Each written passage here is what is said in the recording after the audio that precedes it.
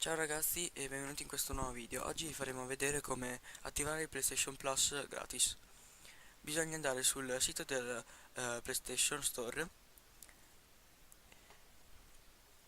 proprio qui, e aspettare che si carichi e inoltre appunto creare il nostro account PlayStation. Creiamo il nostro account dando i nostri dati e con la città, provincia, quella roba lì.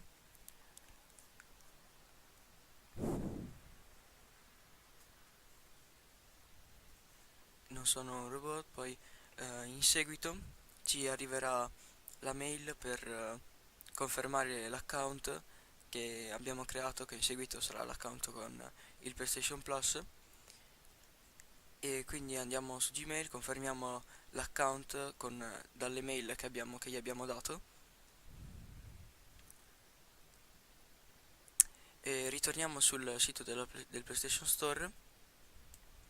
Dopo aver fatto qui, saltiamo qui, anche saltiamo, e sul sito della PlayStation Store dobbiamo appunto cercare il PlayStation Plus e allora potremo cliccare qui e nel, negli abbonamenti dovremo andare su il PlayStation Plus, eh, quello di prova, cioè quello che è di 14 giorni.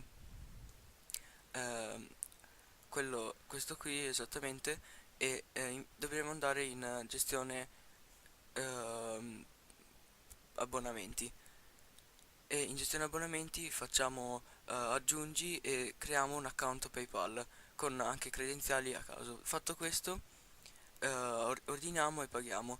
Cioè paghiamo tra virgolette, perché ovviamente è gratis e infatti c'è scritto 0,0 euro, e qui ci dice grazie dell'acquisto anche se non abbiamo pagato niente perché è in prova per 14 giorni. Infatti dopo ci vede che avremo il simbolino del PlayStation Plus, quindi si vede che abbiamo appunto il PlayStation Plus, e quindi questa è stata appunto la recensione del PlayStation Plus. Fatemi sapere se ha funzionato. Ciao ragazzi.